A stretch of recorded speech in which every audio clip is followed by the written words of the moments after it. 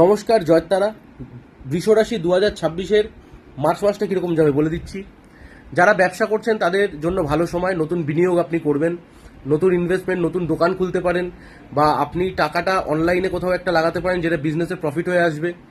যারা চাকরি করছেন সেখানে একটু প্রবলেম দেখছি, চোট আঘাত লাগার একটু টেন্ডেন্সি থাকার কারণে আপনার শরীর ঠিক থাকবে না, সেই জন্য কিন্তু কাজে ব্যাঘাত ঘটতে পারে। চাকরির ক্ষেত্রে আপনি লিভ নেবেন, সেখানে একটু বসের সাথে ঝামেলা হতে পারে, সিনিয়রদের সাথে, যে কোনো সিনিয়র কলিগদের সাথে একটু ঝামেলা হতে পারে, এটা হতে পারে।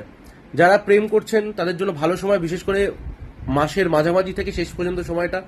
যারা বিয়ে করে ফেলেছেন তাদের ক্ষেত্রে কিন্তু একটু দাম্পত্য কলহ দেখছি, ছোটই কিন্তু সেটা বড় আকার ধারণ করবে, তো বেশি মাথা গরম করবেন না, তাহলে কিন্তু বিয়ে ভাঙার জায়গাতেও চলে যেতে পারে, পুলিশ পর্যন্তও গড়াতে পারে, কোর্ট কেসও হতে পারে। যারা জমি কেনাবেচার সাথে যুক্ত, প্রমোটিংয়ের বিজনেস করেন, বিল্ডার্সের বিজনেস করেন, হোটেলে বিজনেস করেন, তাদের জন্য খুব ভালো সময় এই মাসটা। বাড়িতে কোনো পুজো হতে পারে, বা আপনি কোনো তীর্থস্থানে ঘুরতে যেতে পারেন।